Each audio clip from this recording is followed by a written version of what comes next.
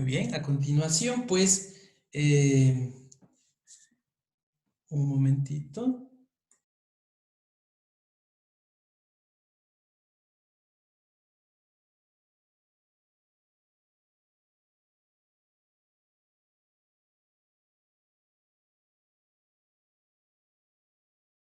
Siguiendo con nuestro día de conferencias, tengo el agrado de presentarles a la doctora Patricia Díaz.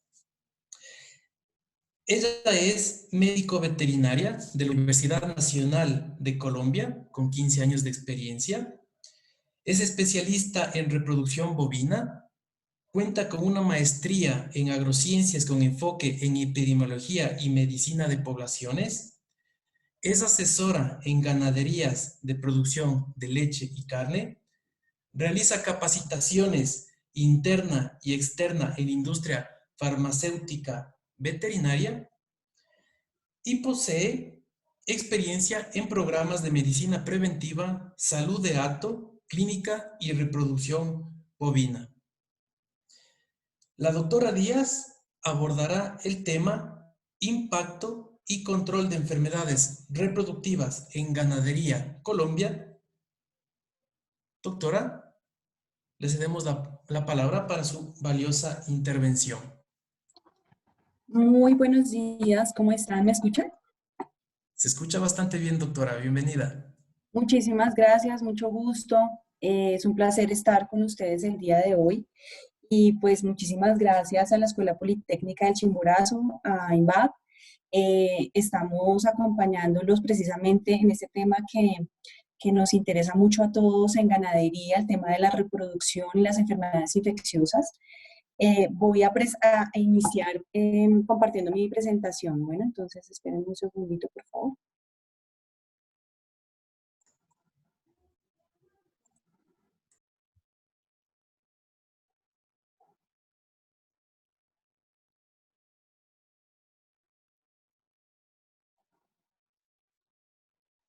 Creo que necesito cerrar acá otras. Un momento, por favor.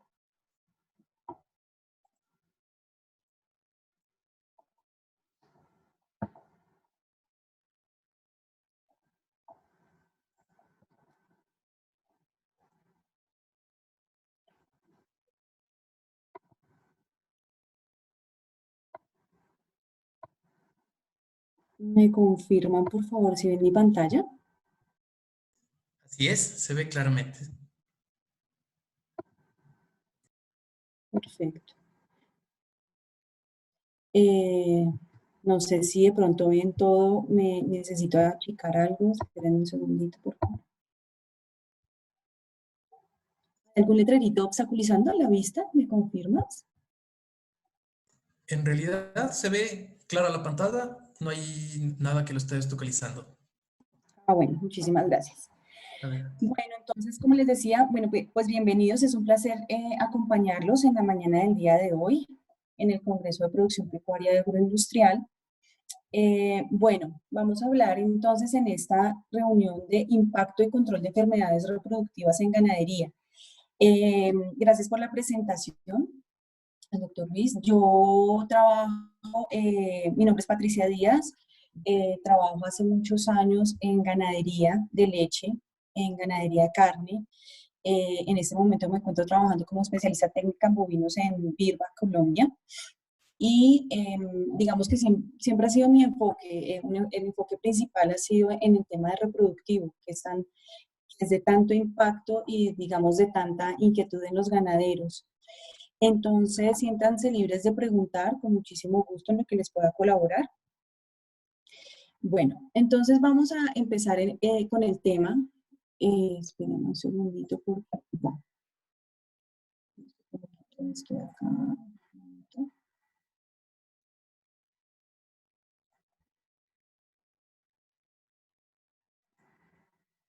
Listo. Entonces, hablando un poco del tema de cuáles son esos problemas reproductivos, vamos a empezar a definirlos para tener un abordaje claro como veterinarios, como profesionales, de lo que vamos a ir a indagar en cada finca y de lo que vamos a encontrar. Entonces tenemos que entre las preguntas que tenemos que hacer, tenemos que entrar a preguntar si las repeticiones de celo de la finca, porque muchas veces en las fincas nos preguntan y nos presentan los casos de repeticiones de celo o aborto. Aborto suele ser digamos que el punto más crítico y el punto más consultado por los ganaderos y el que más preocupa. Pero hay muchísimos signos más que muchas veces no tenemos o no son claros para el ganadero y tenemos que entrar a preguntarlos y a revisarlos. Entonces tenemos que preguntar si las repeticiones de celo que se presentan en la finca, primero si se presentan y segundo si esas repeticiones de celo son regulares o irregulares. ¿Qué quiere decir esto? Si son regulares, pues asumimos que los celos se presentan entre 18 a 24 días. Si se salen de este tiempo, entonces de 33 días, por ejemplo, estamos hablando de que son celos irregulares. Esos celos irregulares nos pueden llevar a pensar pues, que definitivamente puede haber una muerte embrionaria.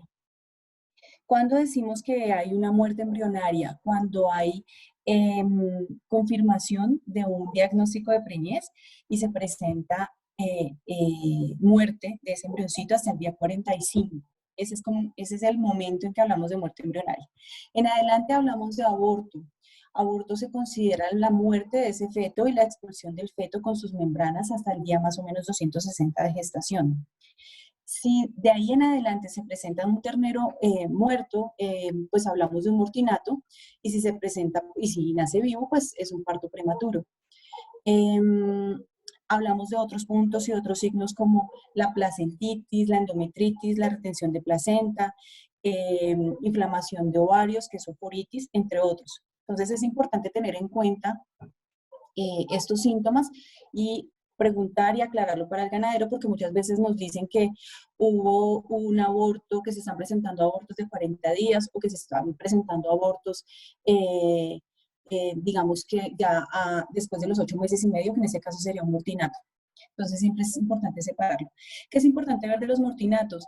Que muchas veces no es un tema infeccioso, sino que es un tema de distocia. Eso quiere decir que no hay nacimiento de un ternero de una forma fácil, y eso se puede ver también a temas nutricionales o a temas de manejo en la finca, que precisamente no salgan fácil esos terneros y que se queden en el canal del parto.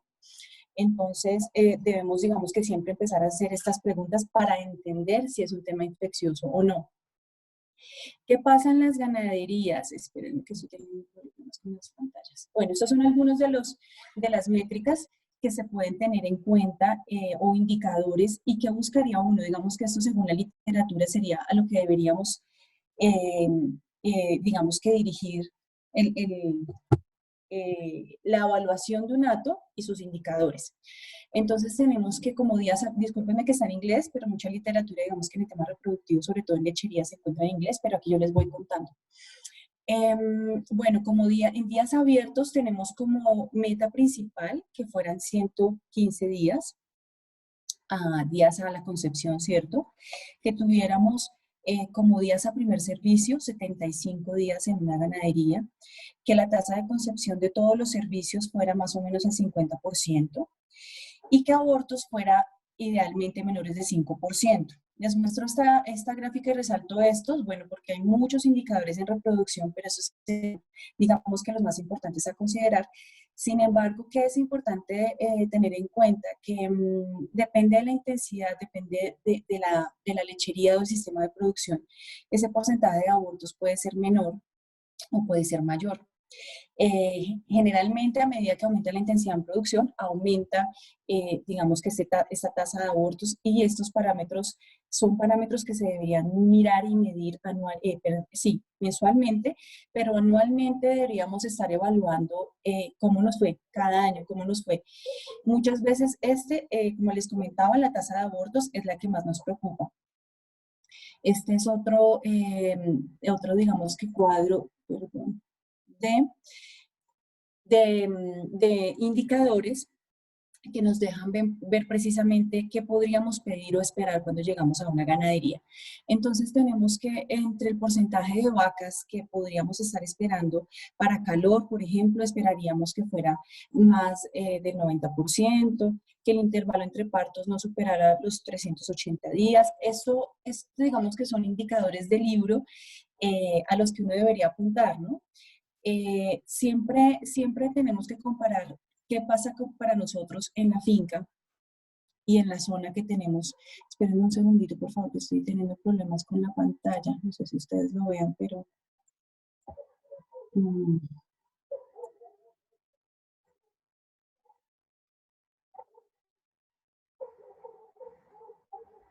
creo que aquí. Bueno, pero ya avanzo. Entonces, vamos a encontrar que en lechería se habla de, de retenciones de placenta, de distocias, de metritis, de celos silentes, de ovarios quísticos y de otros temas de infertilidad.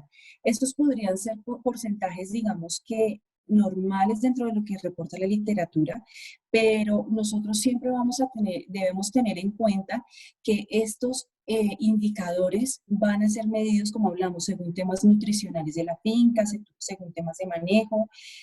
Esa sería, digamos, que la incidencia que reportan como normal dentro de estudios de más de 7.000 vacas en Estados Unidos, que se consideraría como el rango que se está presentando. Claro, buscaríamos no tener distocias, no tener retenciones de placenta, que esos indicadores no fueran los que se presentan acá, pero definitivamente sí vamos a tener siempre un reto con estas enfermedades y con estos signos. Esa sería la incidencia normal. Porcentaje, digamos que los porcentajes de concepción se van a ver afectados siempre cuando haya una retención de placenta, cuando haya metritis y cuando haya ovarios quísticos. Eh, Les muestro esto precisamente porque vamos a entrar a mirar enfermedades infecciosas, pero muchas veces nosotros tenemos problemas en la finca, como les decía, que no son propios de enfermedades infecciosas o que definitivamente esas enfermedades infecciosas pueden llevar a que se alteren esos indicadores productivos y reproductivos de manera secundaria, digamos, como consecuencia. Entonces tenemos que ahorita vamos a entrar a mirar esos efectos de las enfermedades infecciosas. Resulta que entre los más comunes están, como veíamos ahorita, los abortos, la retención de placentas otro, la metritis. Si nosotros entramos a ver estos, digamos que signos o enfermedades, vamos a ver que siempre tienen un efecto directo en los indicadores, como en días al primer servicio, días a la concepción, baja la tasa de concepción, aumenta el intervalo entre partos en la finca, fincas con aumento de servicios por concepción, aumenta el descarte de la finca y aumenta la tasa de endometritis. Siempre una pérdida gestacional puede resultar en una endometritis. Entonces, digamos que vamos a encontrar que siempre estos indicadores van a estar alterados por enfermedades de la reproducción que muchas veces definitivamente no se miden. Solamente se mide la tasa de abortos, pero tenemos que entrar a revisar eh, el impacto que tiene en la reproducción y en la producción. Este es en la producción precisamente cuánta pérdida podemos tener en leche. Eso es en 37.000 vacas, Ayrshire, un estudio que se hizo en el 2000, en donde se confirma una pérdida de leche día de, perdón, que tengo problemas acá, ya, en donde se encuentra una pérdida de leche por una distocia de 2 litros, pasándolo de kilos a litros en las vacas, en cada vaca que tiene un evento de distocia. Una vaca que tiene retención de placenta baja casi 1,5 litro y las vacas con metritis definitivamente también baja su producción de leche. Entonces, como vamos a ver, siempre hay efectos que son mucho más importantes y más llamativos que muchas veces no consideramos. Entonces, ¿cuáles son esos agentes causales entrando ya que puede estarnos ocasionando las pérdidas de la gestación en una ganadería? Entonces tenemos varias causas. Tenemos unas causas bacterianas, unas virales, unas parasitarias y otras. Cuando entramos nosotros a revisar el tema de infecciosas, pues nos centramos en el tema de bacterianas, virales y parasitarias. Dentro de las causas bacterianas tenemos la brucela, la leptospira, el campylobacter, clamidia, la listeria, la salmonela y el actinomyces. Entonces, vamos a encontrar que la brucela depende, el control de brucela depende de cada país. Generalmente ustedes saben, hay programas de libertad de brucelosis, hay programas de vacunación y están determinados por las entidades oficiales sanitarias de cada país. Normalmente las vacunas reproductivas vienen al menos con leptospira dentro de estas enfermedades bacterianas. Vamos a hablar nosotros ahorita de precisamente estas dos, leptospira y campylobacter. Dentro de las enfermedades virales tenemos diarrea, IBR, que es rinotraquitis infecciosa bovina, ya vamos a verla, diarrea viral bovina.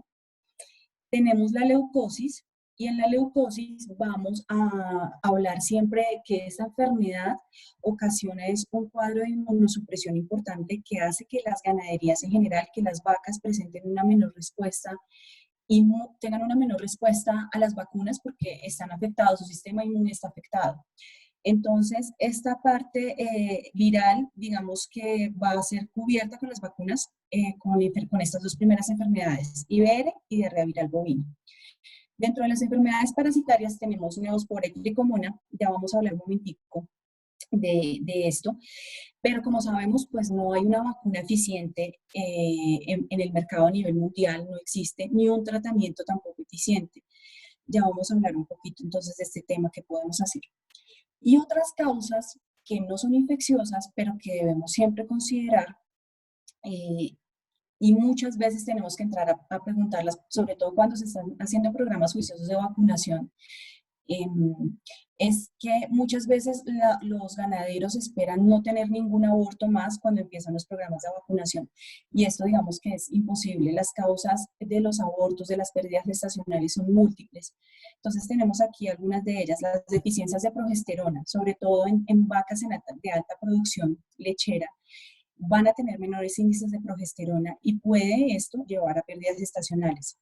El MUN, que es el nitrógeno ureico, el nitrógeno ureico que muchas veces, bueno, aquí lo tengo como en leche, milk, pero que podemos también podemos medirlo en sangre. Ese nitrógeno ureico aumentado va a ocasionar pérdidas gestacionales que nos van a llevar precisamente a esa inquietud de esas pérdidas, cuando se ocasionan esas pérdidas, sobre todo en el primer trimestre de gestación o cuando hay cuadros de infertilidad, cuando hay cuadros de aumento de servicios por concepción.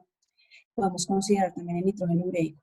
Las endotoxinas, aquí me refiero al tema de las endotoxinas ocasionadas por bacterias gram negativas. Y esto quiere decir en enfermedades como que haya subyacentes o escondidas en el hato, que puedan estarnos ocasionando problemas. Entre estas están precisamente las mastitis, las cojeras, estas enfermedades, las metritis, endometritis, cojeras, mastitis, todas esas enfermedades llevan a que haya una menor tasa de concepción y más problemas reproductivos. Las aflatoxinas, que vienen precisamente de los hongos, cuando hay alimento mal almacenado o con humedad excesiva, vamos a tener un aumento precisamente de ese,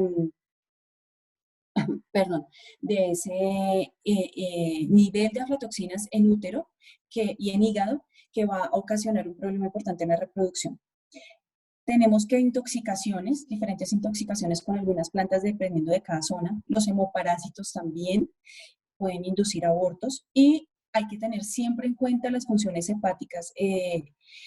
Muchas veces aquí, sobre todo en zonas de lechería intensiva, tenemos que tener en cuenta las enzimas hepáticas y medirlas para ver cómo es ese funcionamiento del hígado, porque hígados afectados va a generar una reproducción afectada también, una reproducción disminuida. Entonces les voy a mencionar la neospora por mencionarla precisamente como no está dentro de los protocolos de vacunación que les voy a presentar hoy porque no hay una vacuna eficiente como les comentaba, pero neospora es en este momento la primera causa de abortos a nivel mundial, sobre todo en ganaderías lecheras. Entonces es importante tenerla en cuenta. Es ocasionada por la Neospora caninum, un parásito. Es de transmisión horizontal o vertical. Ya vamos a ver qué quiere decir esto. Pensemos que puede haber neospora cuando haya un cuadro en la finca, digamos que aumentado en novillas, se presenta más en novillas que en vacas, y preguntemos por la edad en que se están presentando esos abortos. Siempre es importante preguntar en qué momento, en qué grupo, en qué población se están presentando, si es en novillas, si es en vacas, y en qué edad de la gestación se está presentando, en qué trimestre. Entonces, suele pasar que hay más aumento de abortos en la finca por neospora cuando se da entre los 4 a los 6 meses de gestación. No hay vacuna ni tratamiento efectivo, como les comentaba hace un rato. Se ha trabajado en esto, pero las vacunas para parásitos definitivamente son más complejas de elaborar, más complejas de lograr. Entonces, no hay una vacuna eficiente. Y puede ocasionar también a la vez de abortos, momificaciones. Entonces, recordemos, esas momificaciones en novillas pueden estar, digamos que muy relacionadas con neospora. Bueno, en neospora tenemos dos formas de transmisión. Una es la endógena, que llamamos transmisión vertical, y la otra es la transmisión exógena, que llamamos transmisión horizontal. Entonces, ¿cuál es la más importante y la más común? No sé si ustedes habrán escuchado, pero muchas veces en las ganaderías hablan de la transmisión por perros. Esa transmisión por perros es esta, no es la más importante. La más importante resulta siendo precisamente la transmisión vertical o endógena. ¿Qué quiere decir esto? Que la madre transmite a su feto, a su cría feto, digámoslo así, a través de la placenta, se transmite la neospora, se pasa, y hace que precisamente se mantenga de esta manera en la finca, porque ese ternerito, si nace, y es una ternerita, va a tener en forma latente la neospora, y se va a ver el problema cuando esa ternerita es novilla y va a entrar en reproducción, y presenta aborto más o menos entre los 4 a 6 meses o una momificación. Entonces, para que lo tengan muy en cuenta, esa es la forma más importante en que se presenta, en que se mantiene la neospora en la finca.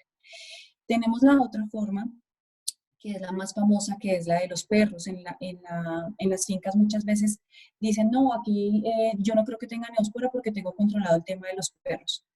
Primero, pues está el tema que les comentaba de la transmisión endógena, pero adicionalmente los perros la transmiten porque se comen esas placentas, esos productos de parto, sobre todo, digamos, de abortos, lo consumen y van a mantener, porque la neospora tiene como huésped definitivo el perro.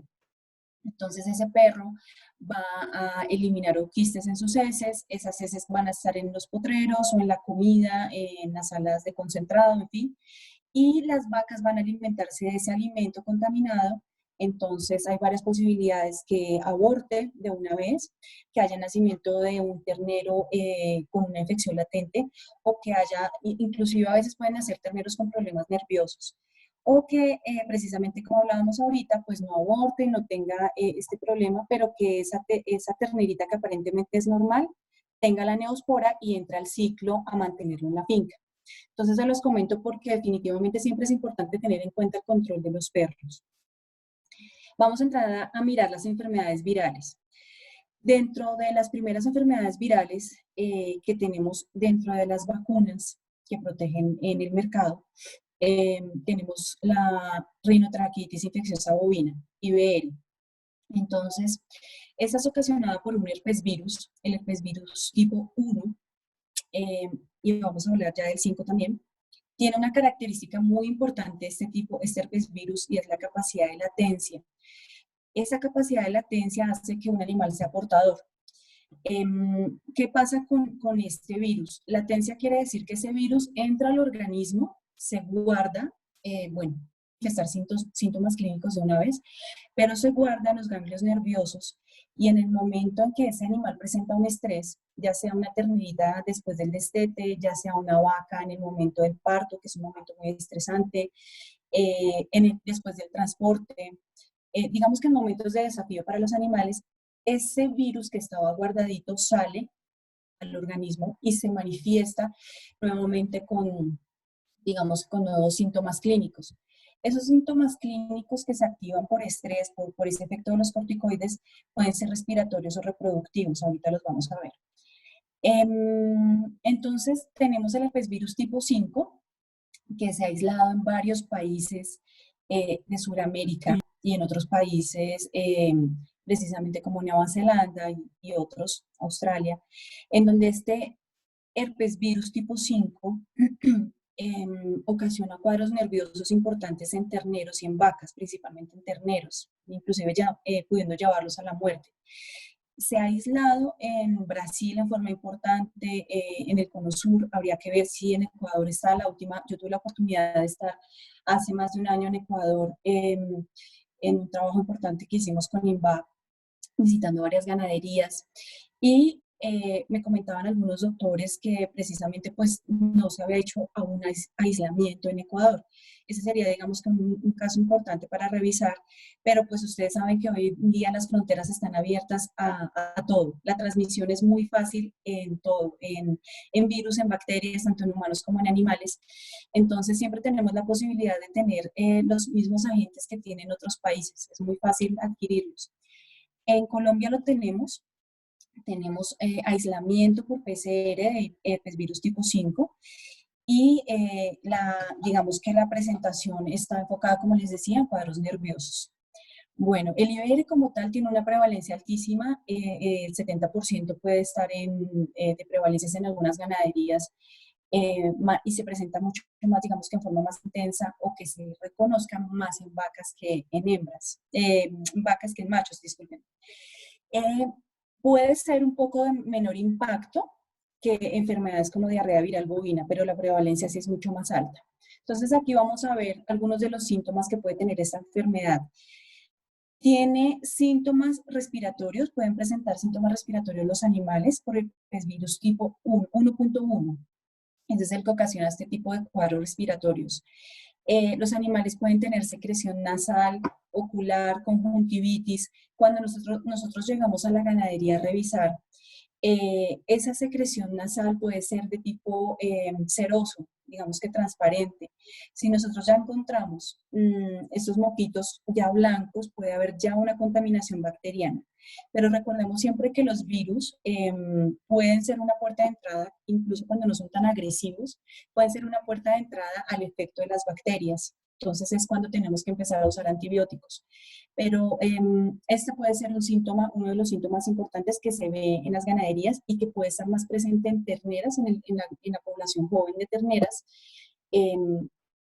más que en las vacas. En las vacas generalmente, o los animales ya más adultos, vamos a encontrar más fácilmente síntomas reproductivos o genitales.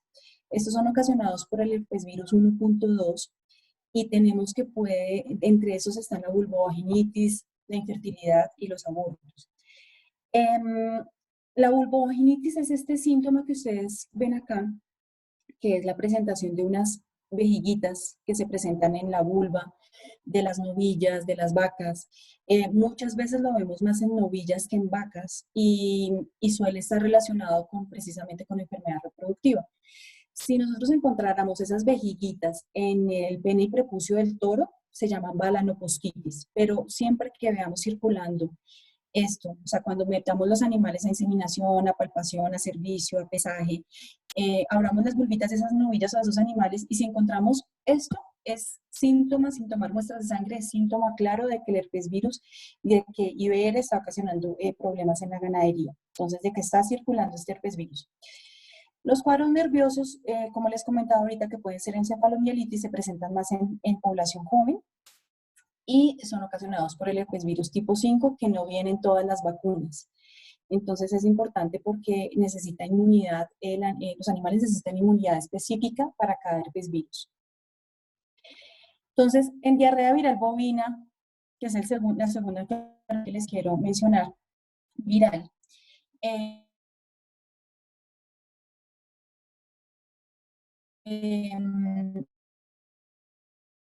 esta es importante y tiene mayor impacto, aunque menor prevalencia, tiene más impacto en las ganaderías por el pestivirus, así se llama este virus, conocido como enfermedad de las mucosas o diarrea viral. Pero resulta que el síntoma menos común es precisamente la diarrea viral, la diarrea.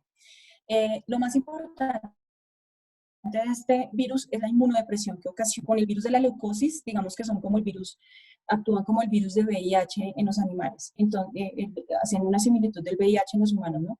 Entonces, es un virus que causa inmunodepresión y hace que los animales sean más predisponentes a tener otro tipo de enfermedades como diarreas, neumonías, mastitis.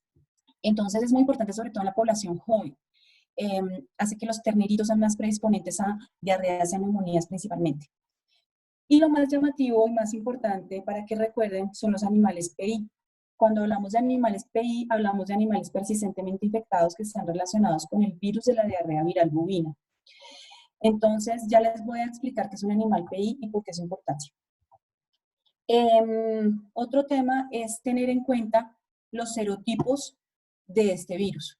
Entonces, se habla de cepas citopáticas o no citopáticas, pero pues para que no se dejen confundir, estos virus están relacionados directamente con la capacidad que tiene un virus en laboratorio de ocasionar muerte de las células, pero no tienen nada que ver con la protección que brindan las vacunas, que es importante cuando ustedes miran las vacunas, que diga genotipo 1, genotipo 2 en las vacunas. Si tienen los dos genotipos, estamos hablando de una mayor protección de esa vacuna y ya generalmente casi todas las vacunas vienen con los dos genotipos para aumentar la protección que se da dentro de las vacunas para diarrea viral bovina.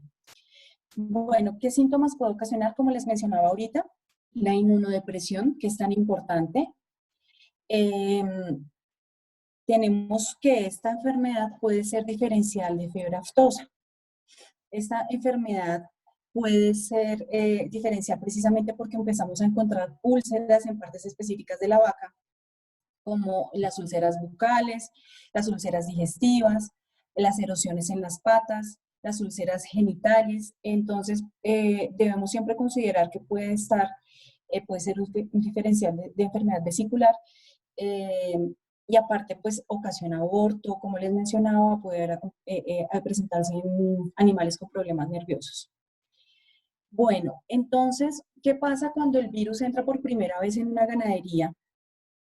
Entonces, tenemos que si esa vaca está gestante, o esa novilla está gestante, y llegó el virus por primera vez a ese animal, puede ocasionar muerte embrionaria y la vaca entra en celo. Entonces, si esa vaca es una vaca repetidora, como les comentaba al principio, de 33 días, por ejemplo, podemos estar pensando que pudo haber una muerte embrionaria por enfermedades infecciosas. Cuando ese virus llegó a ese animal y lo conoció por primera vez y tiene la capacidad de causar infección, entre los 45 días a 120 días de gestación, este fetico es un fetico que es, digamos que tiene un sistema inmune inmaduro. Entonces, no hay inmunocompetencia y ¿qué pasa? Que ese feto reconoce al virus como propio, no monta una respuesta inmune contra él, anticuerpos. Entonces, puede ese ternerito nacer y ser un animal PI, que es un animal persistentemente infectado. Entonces, si uno toma muestras de sangre, incluso cuando él ya nazca, ese animalito va a ser negativo, pero va a tener el virus, va a ser un portador importante del virus en la ganadería y lo va a diseminar. Entonces, la importancia de entrar a vacunar y prevenir que se infecten animales gestantes, hembras gestantes, precisamente en esta etapa, ¿no? Bueno, en cualquier etapa, pero principalmente en esta etapa. Tenemos que la infección también puede darse del cuarto mes en adelante y entonces en ese momento tenemos varios escenarios. Que el animal aborte, que haya nacimiento de terneritos con problemas nerviosos, con opacidad de la córnea, con desequilibrios, con trastornos en general en el equilibrio. Se pueden presentar, digamos que todos estos síntomas cuando se infecta esa vaca del cuarto mes en adelante. Bueno, tenemos esta enfermedad bacteriana, la tercera de la que les quiero hablar hoy, que es la leptospirosis. Entonces es ocasionada por una espiroqueta, la leptospira, y es de altísimo impacto en general en las ganaderías también a nivel mundial. En este momento podemos estar hablando que diarrea viral bovina y leptospira son las enfermedades de mayor impacto ocasionando problemas y a las que podemos hacer algo. Entonces, leptospira es una bacteria aeróbica. La leptospirosis es una zoonosis. recordemos que se transmite al humano y hay mortalidad reportada en veterinarios, en personal que trabaja en las fincas, mayordomos, eh, personal que trabaja en el sector de la piscicultura. Bueno, digamos que en arrozales, donde hay posibilidad de tener las condiciones para leptospira, que ya las vamos a ver, que una de esas son fuente de agua. Vamos a hablar de la dificultad también de este manejo con leptospira, porque es una enfermedad que tiene muchos serobares. Muchos serobares, digamos que son muchos subtipos de leptospira y que se mantiene fácilmente en riñón y en el sistema nervioso. Entonces, recordemos que la enfermedad, la bacteria, perdón, se mantiene según si encuentra huéspedes de mantenimiento o huéspedes incidentales. Los huéspedes de mantenimiento, digamos que son muchísimos dependiendo precisamente de ese cerobar, pero hay unos huéspedes que son muy famosos, que entre los que recordamos está la leptospira, no sé si ustedes recuerden, pero en algún momento los roedores se hicieron muy famosos porque contaminaban, orinaban latas de cerveza, latas de bebidas, y resulta que es común que donde haya almacenamiento pues, de productos alimenticios puede haber roedores. Y si hay roedores, puede haber leptospira. Entonces se hizo famoso en algún momento, pero definitivamente es importante este huésped en las lecherías, precisamente porque almacenamos más alimento, concentrados, por ejemplo, más que en ganaderías extensivas, ¿cierto? Claro, hay roedores silvestres, pero en este caso el ratón es muy famoso en las ganaderías de leche por este motivo. Entonces, tenemos diversos huéspedes, como les mencionaba. Entonces, los huéspedes pueden ser, por ejemplo, no sé si lo tengo aquí en una foto, esperen un segundo. Si estamos en zona donde hay, no sé cómo le llaman ustedes, pero capibaras o chigüiros, que son roedores grandes de zonas tropicales, o si tenemos una producción porcícola cerca al de la ganadería, o si tenemos la posibilidad de tener estas fuentes de agua, o sea, que los animales estén en fuentes de agua donde otros orinan, también es una fuente de contaminación y eso tiene que ver con el control de ambiente que tenemos que entrar a revisar. Entonces, digamos que es un poquito compleja y tiene muchísimas ramas para revisar. ¿Cuáles son esos factores? Otros factores de riesgo, aparte de esos huéspedes, de esos roedores, de la misma vaca, perdón, me devuelvo aquí la vaca resulta siendo uno de los portadores más importantes. A veces nos dicen, no, es que el control de roedores aquí está perfecto, tengo gatos o tengo cebos para matar roedores, pero resulta que muchas veces esta leptospira se mantiene en el riñón de esas vacas que ya están infectadas. Entonces, aquí el programa de vacunación, como vamos a ver, es una parte de la terapia, pero no es el 100%. Entonces, siempre consideremos que las vacas pueden ser los principales portadores. Dentro de los factores de riesgo que tenemos en las fincas, tenemos que están siempre los bebederos, la fuente de agua en las fincas. Cuando hay bebederos que están, digamos que son de plástico, que están hace muchísimo tiempo sin limpieza, siempre hay un factor de riesgo cuando tenemos esas fuentes que les mostraba ahorita en zonas extensivas, sobre todo donde el ganado orina y otro consume esa misma agua, puede haber un factor de riesgo. Donde hay zonas bajas y encharcamiento de potreros, esas fincas en las que pasamos el ganado igual, porque llovió y entonces las pasamos a repelar, siempre puede haber también hay una leptospira. La leptospira a nivel ambiental puede vivir más o menos 6 meses en condiciones de trópico, o sea que nuestros países tropicales que tienen una temperatura ideal todo el año, la temperatura, la humedad, digamos que permiten que la leptospira permanezca en el ambiente y nos cause problemas, digamos que en forma endémica todo el año. ¿Cómo se presenta la leptospira? Digamos que sus formas de presentación pueden ser agudas o crónicas. La forma aguda se presenta más fácilmente en terneros o en terneras. Puede llevar a la muerte inclusive. Se presentan con hemoglobinuria, con neumonía, con signos nerviosos, y puede presentar abortos en vacas cuando se presenta en forma aguda. Muchas veces encontramos, digamos que la forma más común de encontrar la leptospira es la forma crónica.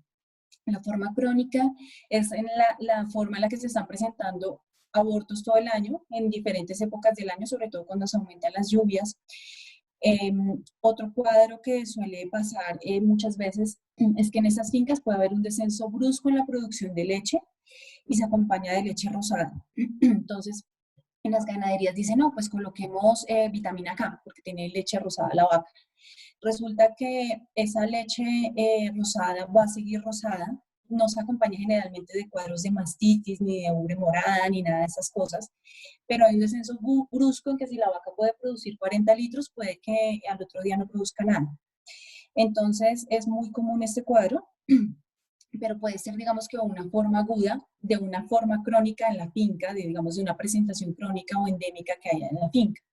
La forma más común y el signo más común es este que les comento, abortos, infertilidad, mortinatos. Hay dos tipos de leptospira en el ganado, en las vacas. Entonces, como les mencionaba yo ahorita, hay muchísimos serobares de leptospira, hay más o menos unos 200 serobares de importancia de importancia general a nivel medicina humana, medicina veterinaria. De esos 200 serobares depende precisamente del tipo de huésped que tengamos y depende del tipo de patogenicidad. No todos los serobares son patógenos. En el ganado, el serobar típico, digamos que el serobar que es propio de las vacas, es el Harjo, se llama así. Ese serobar Harjo puede ser, digamos que de dos tipos. Puede ser bovis o puede ser brayitno. Entonces, el Harjo bovis es, digamos que el más reciente de los serobares encontrados. Pertenece a una especie diferente al Harjo brayitno. Entonces, aquí les anoto el nombre, digamos que esta es la especie a la que pertenece, este Harjo bovis pertenece a una familia, a una especie que se llama Leptospira borpelceni. Esa leptospira es diferente y por tanto la inmunidad de las vacunas debe estar enfocada a cada serobar. Porque, ¿qué pasa? Estas vacunas no tienen una reacción, digamos que una respuesta cruzada. Si yo coloco la Harjo bovis, no me va a proteger contra la otra. Entonces necesitamos que estén las dos dentro de las vacunas. La leptospira bovis ocasiona, digamos que persiste por periodos muy largos en el riñón. De aquí ahorita el tratamiento que podemos recomendar, que pueda ser un punto extra para hacer tratamientos de leptospira en las fincas.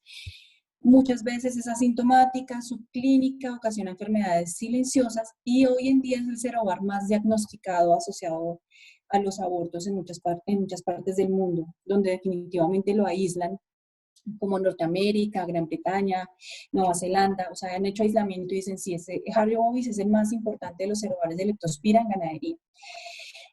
La Harjo brayitno también está siempre en el ganado, también es huésped definitivo, tiene títulos bajos, que ahorita vamos a ver cómo es ese tema de los títulos, pero es el que viene hace muchísimos años más en las vacunas, o sea, hace más de 15, 20 años están las vacunas, y cuando vemos en una vacuna que dice Harjo, solamente digamos que el título que encontramos aquí se refiere a esta, a la Harjo brayitno. Entonces tiene que decir que viene con los dos serobares de vacuna para que una vacuna sea mucho más completa. ¿Cuál es ese control para leptospira? Entonces tenemos que enfocarlo en 3 puntos importantes. El primero son programas de vacunación. Ya vamos a hablar de eso ahorita con calma. El segundo es el control definitivamente de los portadores del ambiente, o sea, es decir, de las fuentes de agua, de evitar que esa leptospira esté latente contaminando el hato. o los animales, porque resulta que hacemos programas de vacunación, pero tenemos una alta incidencia, un alto número de roedores en la finca. O tenemos precisamente zonas muy encharcadas en donde estamos pasando los animales. En esas condiciones siempre puede haber reinfección de leptospira. Adicionalmente tenemos los portadores, el tratamiento antibiótico que se recomienda en esos portadores. Como les comentaba, la leptospira va al riñón y a través del riñón pues empieza a excretar por orina a otros animales sanos. Entonces, esos animales van a ser diseminadores de leptospira. ¿Qué se recomienda entonces? Hacer tratamiento antibiótico. Ya vamos a ver cuáles antibióticos no son más eficientes, pero esos serían, digamos que los tres frentes donde tenemos que tener muy presente el control de leptospira. Entonces, como les mencionaba, el ajario, sobre todo la bovis, es la más diagnosticada. Tenemos digamos que un punto de recomendación, ya se ha presentado en muchos congresos de buiatría, el efecto antibiótico que tiene el efecto que tienen los antibióticos en el control de leptospira. Entonces, esto es a nivel mundial. Podemos hacer tratamiento antibiótico con oxitetraciclina LA y podemos hacer tratamiento con dihidrostreptomicina. Ustedes tienen allá el chotapen que tiene este principio activo de antibiótico, la streptomicina. Entonces, por tanto, lo recomendamos en los protocolos que se acompañan, que están, digamos, en fincas que están teniendo una alta incidencia de leptospirosis. Entonces, siempre tengamos en cuenta que puede ser necesario dependiendo de la intensidad. No quiere decir que siempre tengamos que colocar antibiótico, pero ya vamos a entrar a ver en qué casos particulares, en ciertos momentos, en ciertas fincas, se necesita. Entonces, ¿a quién le puedo recomendar este tratamiento antibiótico? Puedo recomendar el chotapen, por ejemplo, en vacas secas, vacas que tengan o animales que tengan títulos altísimos en el MAT, que ya vamos a ver qué es, que son las pruebas de leptospira. En novillas, precisamente porque no va a haber retiro de leche, entonces podemos hacerlo en ese grupo. En los toros siempre son olvidados, siempre se quedan a un lado, sobre todo en ganadería de leche, donde se usan de repaso y lo tienen por allá aisladito. Siempre se debe recomendar muestrearlo, idealmente, y hacer tratamiento antibiótico si tiene títulos altos de leptospira, o si en esa finca circula en forma importante la leptospira. Tenemos que, como hay que hacer retiro, muchas veces con esos antibióticos, retiro en leche, pues debemos coger grupitos, si es que la incidencia es alta, hacer grupos para no ser afectados por este tema económico del retiro. Y se puede recomendar en el momento de los programas de vacunación. Y los programas de vacunación sería importante hacerlo porque el efecto antibiótico puede ser de 5 a 7 días. En este momento que estamos colocando la vacuna, estamos garantizando, digamos, que limpiar el hato, de alguna manera, por decirlo, garantizando que vamos a generar mayor inmunidad y digamos que una limpieza de esos riñones para eliminar portadores. La cuarta enfermedad que les quiero presentar se llama campylobacteriosis, ocasionada por Campylobacter. Campylobacter hay en el sistema reproductivo, pero también hay a nivel intestinal. Entonces, por eso no es fácil muchas veces hacer toma de muestras de sangre para Campylobacter, porque resulta que pueden haber anticuerpos para Campylobacter de intestino, que resulta siendo un habitante normal, pero que se puede exacerbar en algunas ocasiones. Entonces, vamos a entrar a mirar qué son otros de los métodos de diagnóstico de esta enfermedad. Pero el Campylobacter puede ser de 3 tipos, digamos que hay 3 serotipos ocasionando problemas del Campylobacter fetus, que es el que tiene efectos en la reproducción. ¿Cuándo podemos estar hablando de que tenemos Campylobacter en la finca? Cuando tenemos aumentada la repetición de celos, cuando hay muerte embrionaria o abortos de primer tercio de la gestación, cuando hay monta natural. Siempre que haya toros en la finca, siempre tenemos la probabilidad de tener, este tipo de enfermedad, siempre. Entonces siempre debemos considerarlo. Cuando en esa finca hay una alta relación de toro por grupo de vacas, entonces tengo un toro con 50 vacas, por ejemplo, trabajando, ese es un factor de riesgo. O cuando tengo toros muy viejos en la finca y no hago reemplazo de esos toros, también hay un factor de riesgo. Y los toros de repaso. Muchas veces en lechería a nosotros nos dicen, no, es que acá no tenemos toro. Bueno, sí, hay un toro que a veces lo tengo allá para repasar las vacas que no preñan. Ese toro es viejo, a ese toro no le hacen nada, a ese toro se acuerdan si acaso de vacunarlo. Entonces siempre esos toros de repaso están precisamente montando vacas que no preñan por inseminación artificial. Muchas veces estas vacas son vacas problema y resulta que el toro se vuelve un portador asintomático de Campylobacter y genera, va pasándola porque se vuelve una enfermedad venérea. Entonces lo va pasando a las vacas y esas vacas van a tener muertes embrionarias y digamos que una menor fertilidad en general en el grupo. Entonces vamos a tener siempre que considerar que cuando haya toro puede haber transmisión por Campylobacter. Este es un cuadrito que les quiero compartir de la forma en que se presentan las pérdidas estacionales según el tipo de agente infeccioso. Entonces, bueno, primero les quiero decir que esto no es matemática, que es biología, que no es 100% así, es decir, que un animal que se salga un mes después de lo que está en el cuadrito a presentar aborto, no quiere decir que no pueda ser ocasionado por ese agente. Pero esta es una guía que nos sirve para, digamos que hacer una correlación de qué puede estar pasando en qué momento de la gestación. Como yo les comentaba al principio, siempre es importante entrar a revisar en qué momento de la gestación se están presentando las pérdidas y en qué población. Claro, y con qué intensidad también, qué porcentaje de abortos tengo en la finca. Por diarrea viral bovina podemos tener abortos o pérdidas gestacionales en cualquier momento de la gestación. Incluso podemos tener nacimiento de terneros muertos o débiles, que a esto se refiere el 0 y el 9. Nacimiento de terneritos con problemas nerviosos o nacimiento de terneritos muertos. IBR es una enfermedad viral que tiende a tener más problemas hasta el 5.º mes de gestación. Leptospira, dependiendo del serovar, puede ser Pragino, bovis, o pomona, o muchísimos más, íctero, que es el de los ratones, puede ocasionar problemas en diferentes momentos de la gestación. Pero si ustedes ven, por ejemplo, Pragino, muchas veces la gente asocia problemas de leptospira con abortos más grandes, pero este tipo de serovar ocasiona problemas de muerte embrionaria más joven, digamos que antes. La neospora, como les decía, puede ocasionar abortos en 4 a los 6 meses de gestación.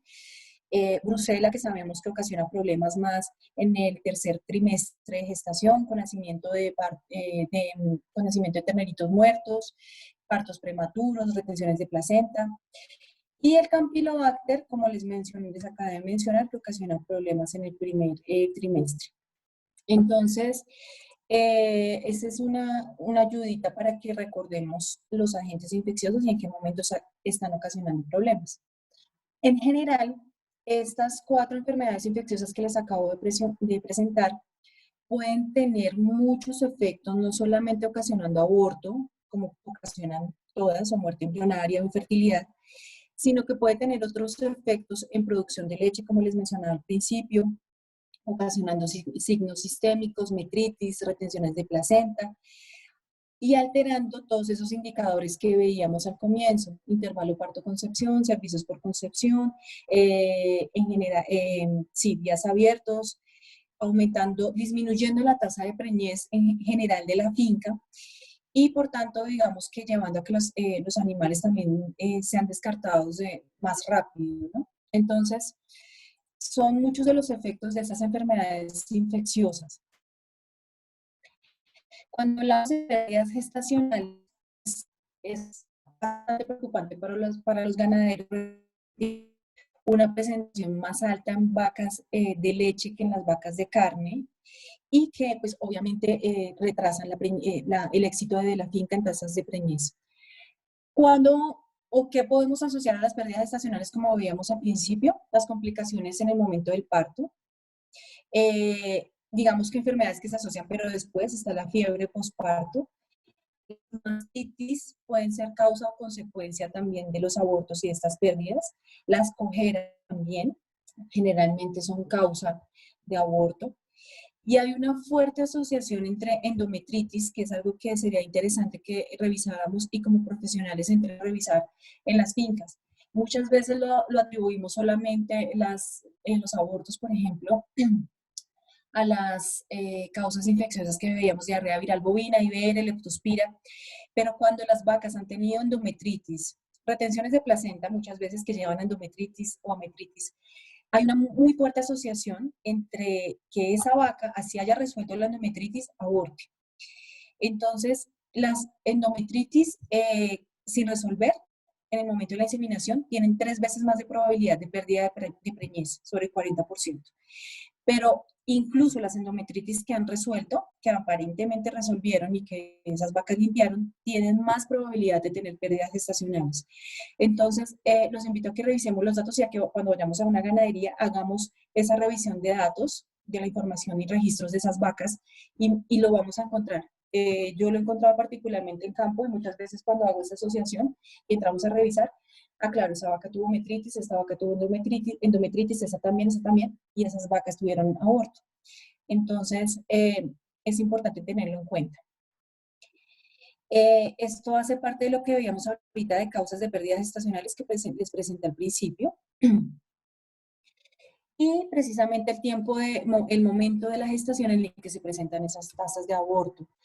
Por IBR precisamente tiende a ser, digamos que variable, y aquí digamos que está un poquito la información de lo que les presentaba gráficamente en el cuadro anterior, cuándo puede ocasionarse más ese problema de aborto, o muerte embrionaria, o en el primer tercio, segundo o tercer tercio de gestación. Para algunos es alto, por ejemplo, es muy claro para todos que brucela ocasiona problemas importantes en el último tercio de gestación, que es donde más presenta sintomatología, y vamos a ver que la tasa de aborto en otras puede ser muy variable. Es un poquito complicado conocer la causa exacta porque vamos a ver que muchas se pueden mezclar o cuando tomamos exámenes muchas pueden estar presentes y ser los animales positivos en esas fincas donde los animales abortaron. Perdón, que esta se me fue aquí otra vez. Bueno, entonces hablando del impacto que pueden tener estas pérdidas gestacionales, recordemos siempre que las pérdidas gestacionales van a aumentar los días abiertos. Cuando hablamos de esto tenemos que hablar del impacto económico que esto tiene. El impacto económico aumenta a medida que aumentan los días abiertos. Entonces, cuando tenemos días abiertos de 90, es diferente que cuando tenemos digamos que un número de días abiertos de 210 en la finca. En este caso, cuando hablamos de que tiene 90 días abiertos la vaca, estamos hablando que puede costar más o menos $1.25 cada día abierto de la vaca. Pero a medida que aumentan los días, como se ve acá, si lo llevamos a 210 días, cada día abierto de esa vaca me está costando el doble al menos, más del doble.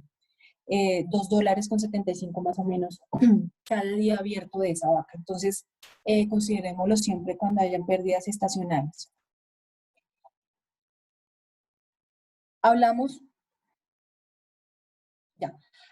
que pueden haber pérdidas estacionales, digamos que en rango normal, cuando las lecherías, sobre todo, entran en un programa de producción intensiva, cuando son muy exigentes en producción. Entonces, si tenemos vacas de 40 litros de leche, vamos a ver sacrificada la reproducción. Eso ya está claro y está estudiadísimo y es claro para muchos de nosotros en la práctica.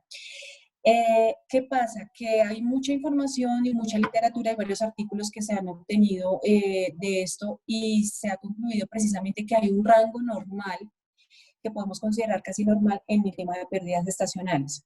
Las pérdidas gestacionales, según digamos que los artículos en la literatura, algunos hablan que puede ser variable de 28 a 45 días, más o menos del 12% de pérdidas gestacionales podríamos considerar normales. Otro estudio habla que puede ser, digamos que estar dentro del rango normal entre 28 a 60 días de gestación cuando tenemos pérdidas hasta del 9%, sin otra enfermedad postparto como les mencionaba ahorita. Pero que se aumenta, mire que aumentan del 9 al 14 o 16% cuando yo tengo diagnóstico de una o dos enfermedades. Es decir, que tuve diagnóstico en esa vaca de metritis o endometritis. Entonces voy a tener más probabilidad de pérdidas gestacionales que se van a aumentar a este rango, que es alto. Cuando ya ha pasado un tiempo, esa gestación se adhiere más, digamos, ese fetico, y la preñez está más consistente y más firme, entonces vamos a tener menor rango menor porcentaje considerado normal de preñez. Entonces nosotros asumimos que 6 semanas después a las 6 semanas de gestación podemos hablar después de la confirmación de preñez, más o menos del 3% de pérdidas en adelante, según algunos estudios, y que en general luego de esto podemos considerar normal un porcentaje de 1 a 2% de abortos. Eh, digamos que considerando todas estas pérdidas, puede cumplirse el porcentaje que yo les mostraba al principio de 5% de abortos en la finca, en una finca. Ese digamos que sería un porcentaje máximo de abortos que uno consideraría normal. Pero teniendo en cuenta el momento de la gestación, no es lo mismo tener 5% de abortos cuando tenemos las vacas en el séptimo mes de gestación, que cuando las tenemos precisamente en esos primeros 45 días. Hay mucha información también de esto, de cuánto puede estar costando una pérdida. Esto es algo que debemos pasar muy a cada finca que asesoremos, ¿no? Pero hay una información que habla de que un aborto puede costar más o menos entre 600 a $1,000 aproximadamente. Otra literatura habla de $555 por caso, más o menos, dependiendo del estado de gestación, del número de lactancias, del nivel de producción de esa vaca. Otros hablan que puede llegar hasta más o menos $1,300. Entonces vamos a ver que sí está muy relacionado unos datos con otros.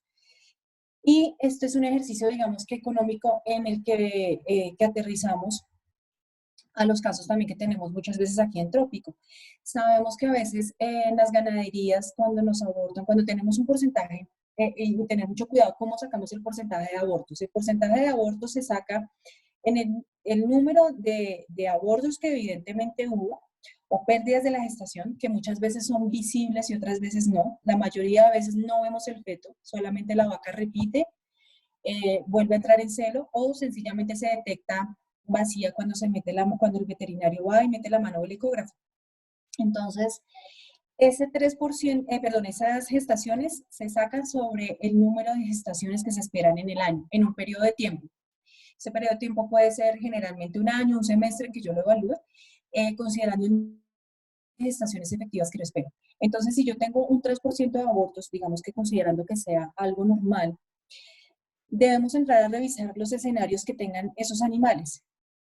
¿Por qué? Porque precisamente cuando, esos son 3 casos diferentes, 3 vacas, cuando yo tengo un aborto de 45 días, 50 días, esperaría que entonces en ese momento la vaca preñe más rápido, ¿cierto? Tenga una nueva preñez más rápido. Pero hablamos, por ejemplo, en ese caso de 90 días perdidos por vaca, o un aumento aproximado de 90 días abiertos.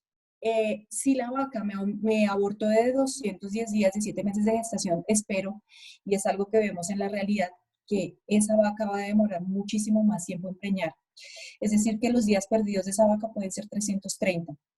Si nosotros multiplicamos eso por la dieta de la vaca, por el valor que deja de ingresar en leche, y eso que acá no están incluidos tratamientos antibióticos, asesoría veterinaria y todo lo demás, vamos a encontrar que el rango de pérdida de un aborto puede estar entre 1.700, el promedio de un aborto puede estar en $1.700 en total en la ganadería con 3 abortos. Entonces, si nos damos cuenta y hiciéramos este ejercicio con los ganaderos, pues nos damos cuenta que efectivamente es muy costoso tener abortos en la finca, pérdidas estacionales, y que es aún más preocupante cuando son de más tiempo, precisamente cuando son preñeces más grandes. ¿De qué depende precisamente el valor de ese día abierto? Volvemos al tema de los días en leche, de la producción que se tenga, de los costos de alimentación, de la disponibilidad que se tenga las novillas de reemplazo en la finca, del número de lactancia, o sea que el valor depende y varía en cada ganadería. Por eso no es tan claro decir muchas veces que un día abierto cuesta definitivamente esto, sino que hay acercamientos, ¿no? Con lo que ya sabemos que hay precisamente de costos en ganadería de leche. Me adelanto un poquito al tema de la inversión de versus cuando yo vacuno, cómo puedo, digamos, que estar contribuyendo a bajar precisamente esos abortos, y que en realidad se debe considerar como una inversión, no como un gasto. Digamos que un de una dosis de vacuna, de un plan de Bovisan total cada 6 meses, cada 2 meses. Ahorita les voy a presentar estas vacunas. Para 100 animales puede estar en 498. Precio dosis puede estar cerca de 498, 5, más o menos. Pero vamos a ver definitivamente que yo protejo una población grande de animales, digamos que con un plan básico de vacunación, que el precio de la dosis, perdón, aquí lo doblé precisamente porque vamos a ver que requiere refuerzo, pero el precio de una dosis, perdón, de vacuna está más o menos en 2.49, 2.5, más o menos. Si yo protejo con un plan básico de vacunación a la finca, en la finca, me puede estar costando unos $249 ese plan para 100 animales. Que definitivamente va a costar muchísimo menos que un solo aborto que yo tenga en la finca. Entonces, debemos hacer siempre esas cuentas, ¿no? El impacto de las enfermedades infecciosas, vamos a ver, perdón, me adelanto para vamos a ver precisamente que tiene, como veíamos, una alteración en todos los índices reproductivos, unos efectos sanitarios diferentes que muchas veces no los contamos dentro de las fincas y que tiene que ver con los otros síntomas que yo les comentaba. Diarreas, neumonías, mastitis, signos nerviosos, mayor estrés. También tenemos que hay unos costos directos que pueden ser por aumento de antibióticos y por retiro en leche. Y está muy relacionado también con esos efectos que son, que tenemos que ir hablando a medida que hablemos del tema de salud pública, que hablemos precisamente del tema de una salud que involucra precisamente la parte humana, el ambiente, los animales. Considerando todo eso, siempre va a haber riesgo de zoonosis, mano de obra aumentada, perdón, y precisamente un trabajo mayor, mayor ambiente laboral. Cuando yo tengo casos en la finca, tengo que usar antibióticos. Ese uso de antibióticos siempre tenemos que estarlo relacionando con el tema de salud pública, mencionado por el tema de residualidad antibiótica y de resistencia antibiótica. Entonces debemos siempre estarlo considerando. Entrando un poco ya en tema de cómo diagnosticar, cómo saber, o sea, cómo saber si tenemos estas enfermedades o no en finca, hay varios temas que podemos tener en cuenta. Entonces, primero que siempre debemos relacionar la clínica con el diagnóstico. O sea, nosotros no podemos solamente basarnos en unas pruebas de sangre para entender qué está pasando. Debemos siempre, siempre recoger información en las fincas, recoger la información y los registros y entender, digamos que con las dos cosas, qué puede estar pasando en la finca. Entonces, nosotros tenemos acá que hacemos muchas veces envío de muestras. Ahorita les voy a comentar qué muestras pueden estar indicadas para enviar al laboratorio. Como trabajo en campo, nosotros debemos hacer una evaluación de qué está pasando. Aquí les pongo una momia en esta foto, porque a veces es lo que el ganadero, por ejemplo, si está en una zona alejada del país, no tuvo ninguna forma de asesoría, pero lo estamos asesorando por teléfono y le decimos, no, pues mándeme el feto. A veces ha llegado que llega esto al laboratorio. Evidentemente de una momia no podemos hacer diagnóstico. Tampoco podemos hacer diagnóstico de una placenta necrótica, que es lo que no sé si se ve muy claro acá, pero es una placenta negra de la que no vamos a aislar nada, no se puede hacer diagnóstico ahí. Este tarrito nos muestra, esta foto, perdón, nos muestra un tarrito de fórmula del 10% que usamos en, digamos que en necropsias, para hacer necropsias de feto. Tomamos muestras de ciertos órganos del feto, tomamos líquido torácico, líquido abdominal de ese feto, y tomamos muestras y las mandamos al laboratorio para patología. Entonces, vamos a ver cuáles son, digamos que esas enfermedades que podemos medir ahí, pero está muy claro que la mejor forma de hacer diagnóstico es en el feto, directamente. Como no es fácil encontrar el feto y no es fácil el transporte y envío al laboratorio, muchas veces lo que hacemos es precisamente recomendar el muestreo, la toma de muestras en sangre de vacas en la finca, o de animales, de novillas, vacas en la finca.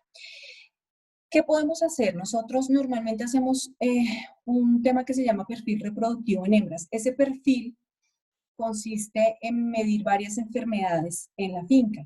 Claro, no siempre tenemos que pedir el perfil completo, pero o podemos estar más inclinados por una enfermedad que por otra. y digamos que ahí vamos a mandar muestras para el laboratorio por solo el leptospira, si es lo que como veterinarios encontramos en campo que puede estar más relacionado. Pero muchas veces como estas enfermedades se asocian, corremos varias de una vez. Es diferente cuando hacemos un muestreo en una finca que ya ha tenido vacunación a cuando tomamos muestras en una finca que no ha vacunado nunca o que no ha vacunado recientemente. Entonces, se hace un chequeo serológico, pero lo más importante es la interpretación de esos resultados. Entonces, sé que INVAP está trabajando algo de esto con el departamento técnico, que tienen ellos también, con los técnicos en campo, de hallar precisamente el laboratorio que nos corra una prueba que se llama el ISAP-80. Esa prueba para diarrea viral bovina nos va a dejar ver definitivamente si el resultado positivo que tenemos de diarrea viral bovina es positivo porque tiene anticuerpos de campo o tiene anticuerpos de vacunación ese animal. Por otro lado, tenemos que cuando medimos leptospiras, nosotros aquí pedimos las 3 serobares más comunes en ganadería, Jardio Pragino, Jardio Bovis y Pomona, tenemos que entrar a revisar qué tan altos están los títulos, qué tan uniformes son esos títulos, porque resulta que si yo tengo una finca que tiene historial de vacunación, o no me lo comentaron, pero después lo interpreto por las muestras, y todas las vacas, por ejemplo, muestreo 5 o 10 vacas, y resulta que todos esos animales están con una titulación de 1 en 100 en leptospira, voy a pensar que es más una respuesta de vacuna que una respuesta de campo. Entonces aquí es muy importante entrar a mirar el nivel de títulos. Uno considera el leptospira importantísimo desde 1 en 400 para arriba. O sea, este es un punto de alerta en que me dice que este resultado puede estar relacionado con una infección activa de campo. En el caso de IBR, cuando tengo animales vacunados, ya pueden salir positivos. Entonces, tengo que entrar siempre a preguntar si han vacunado o no han vacunado. Esto es una prueba, digamos que en perfiles en sangre, ¿no? Una muestra en sangre de un animal precisamente no vacunado. Estos resultados son positivos, realmente positivos, por lo que estamos hablando. Neospora no siempre la medimos, hay que mirar y pedir siempre en los laboratorios los puntos de corte, desde qué punto es positivo un animal, una prueba, perdón, para conocer si precisamente qué tan positivo es ese animal. Por ejemplo, en este caso de Neospora el punto de corte es 0.5, entonces un resultado de 8 es un resultado exageradamente alto que nos puede estar diciendo que ese animal tuvo un reto de leptospira o que precisamente está infectado por ese agente. Entonces el diagnóstico, digamos que la interpretación, la clínica y el diagnóstico nos pueden ya llevar a tomar decisiones en temas de vacunas. Aquí les voy a hablar algo del tema de vacunas en forma general, vacunas vivas, muertas, ventajas, desventajas, a presentarles algo del tema de qué vacunas están en el mercado, porque siempre definitivamente es importante como profesionales que sepamos qué tenemos en campo para recomendar, digamos que en una forma práctica y puntual al ganadero y no decir, no, pues coloqué una vacuna. Entonces, vamos a recordar que es como tal una vacuna. Una vacuna, y ahorita está muy en boga y muy en boca ese tema de las vacunas por el tema del COVID. Recordemos un poco qué es. Una vacuna es un antígeno más un adyuvante. ¿Qué es un antígeno? Un antígeno es esa porción de ese virus o bacteria o agente que va a desencadenar una respuesta en el animal que va a hacer que ese animal, ese organismo, digamos que prepare y elabore anticuerpos que son de protección para ese agente específico. El adyuvante de una vacuna se refiere al transportador. Hagan de cuenta, es el taxi, el Uber de ese antígeno, llevando y lo va presentando al organismo y se lo presenta en una forma controlada y eficiente para que ese organismo genere una respuesta no exagerada, para que ese organismo no enferme a ese antígeno que estoy colocando, sino que presente una respuesta moderada y digamos que controlable, pero que precisamente nos ayude a generar protección. Entonces, cuando hablamos de vacunas en ganadería,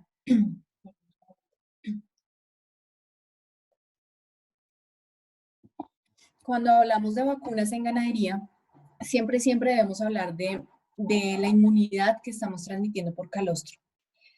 ¿Por qué? Porque en los rumiantes en general, pero más en las vacas, el tipo de placenta no permite que haya paso de anticuerpos de esa protección de la madre a la cría a través del útero, de esa placenta. Entonces, ¿cómo va a ser la forma en que se va a transmitir la inmunidad, en que ese animal va a obtener la inmunidad? Es a través del calostro.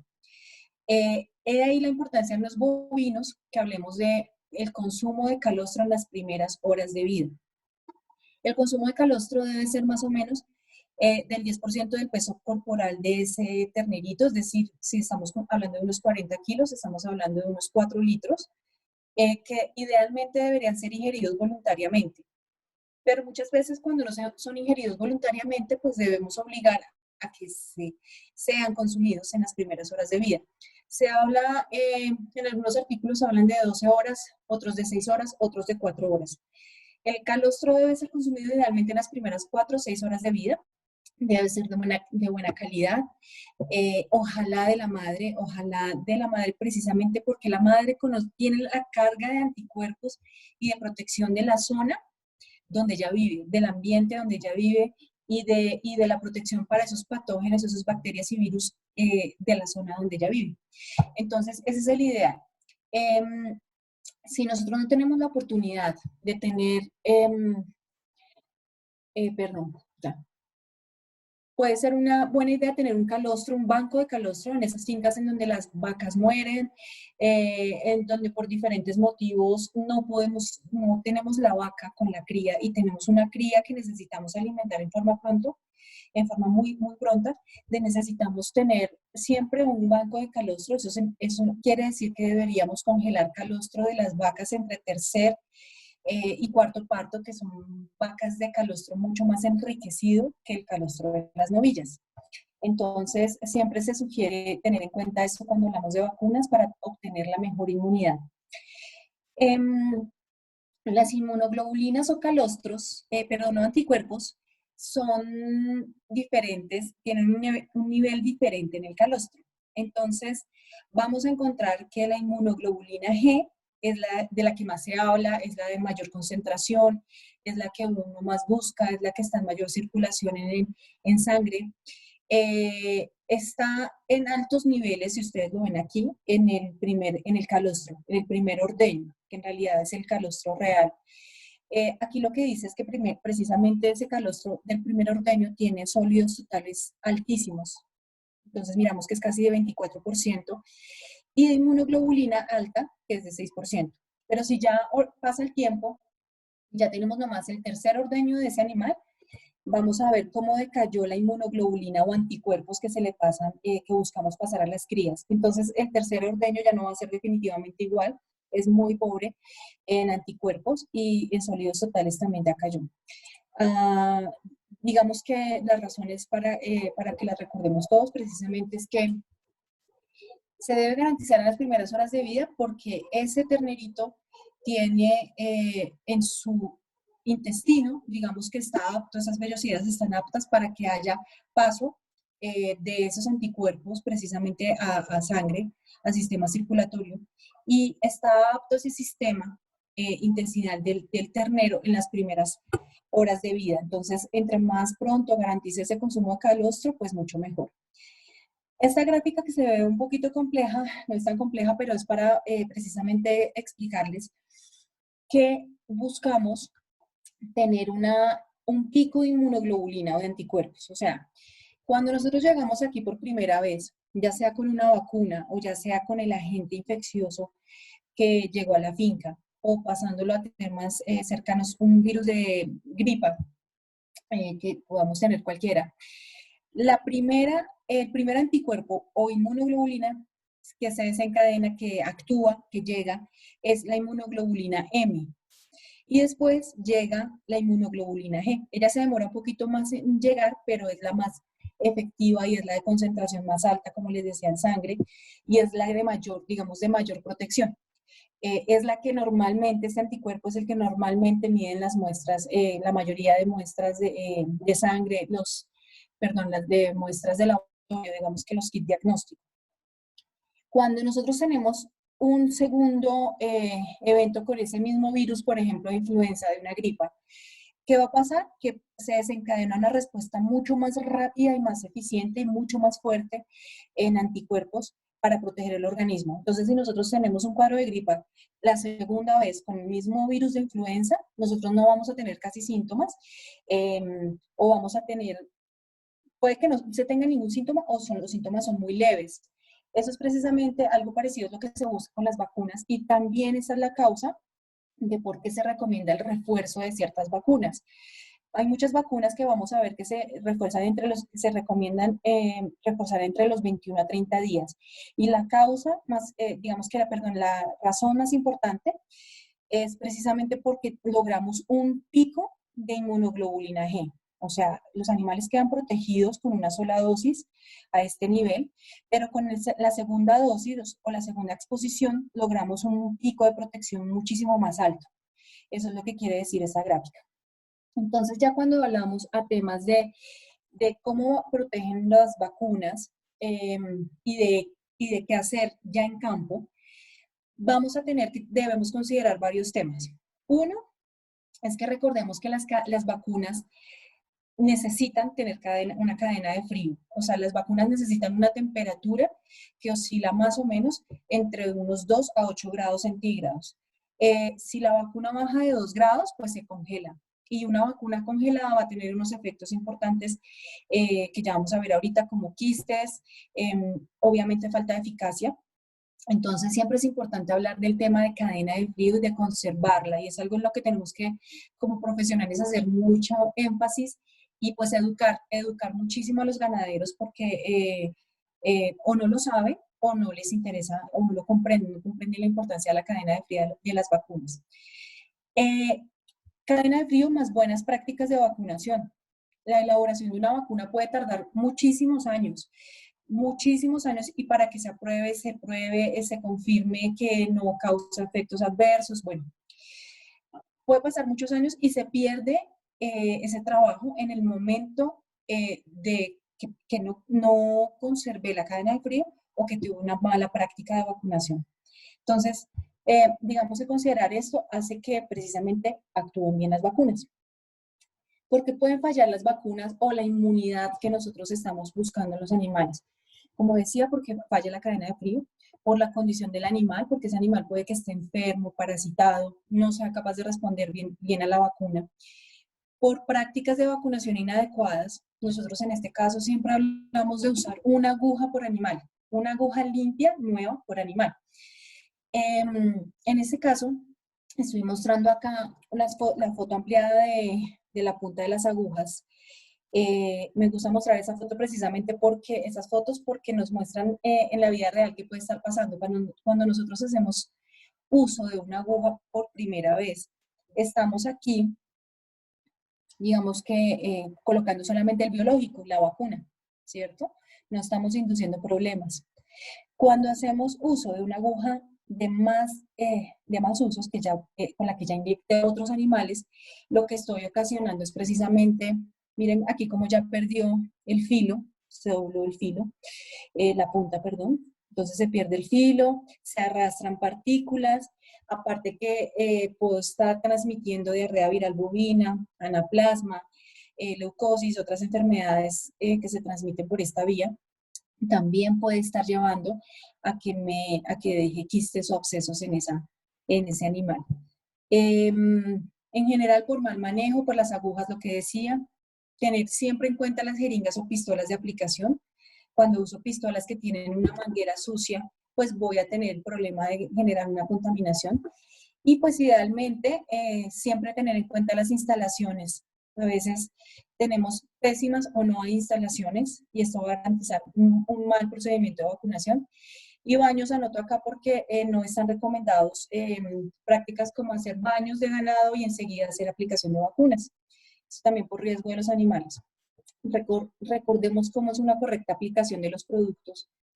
Esta es una forma intramuscular de aplicar. es un ángulo de 90 grados. Esta es la forma de colocar esta jeringa o esta aguja cuando quiero hacer una aplicación subcutánea.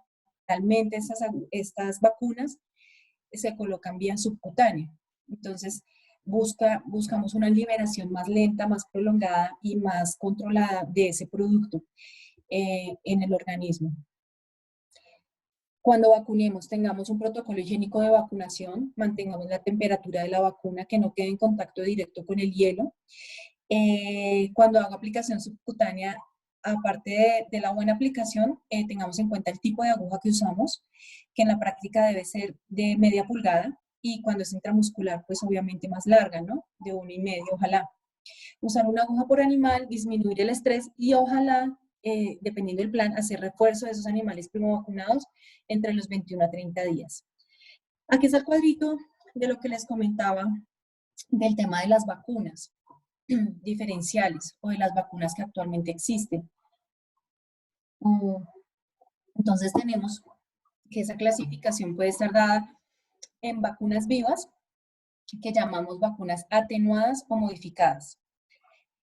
Vacunas inactivadas, que son las vacunas muertas. Entonces, cuando hablamos de vacunas inactivadas, no hablamos de vacunas atenuadas, para que no se dejen confundir. O muchas veces nos pasa, lo encontramos, que nos dicen, no, es una vacuna muerta, pero es una vacuna atenuada. No, cuando hablamos de atenuadas o modificadas, hablamos de vacunas vivas, y cuando hablamos de vacunas inactivadas, hablamos de vacunas muertas. Las vacunas a base de toxoides son las vacunas clostridiales, básicamente, que son hechas a base de toxoides o toxinas. Y estas vacunas marcadas, que vienen marcadas, son vacunas que vienen, que ya funcionan en algunos países, sobre todo en la Unión Europea, precisamente para comprender si estas vacunas, si los animales son muestreados, si tienen anticuerpos por enfermedad o por campo. Entonces, estas no las tenemos todavía nosotros en el mercado. Llegarán, esperamos, a futuro.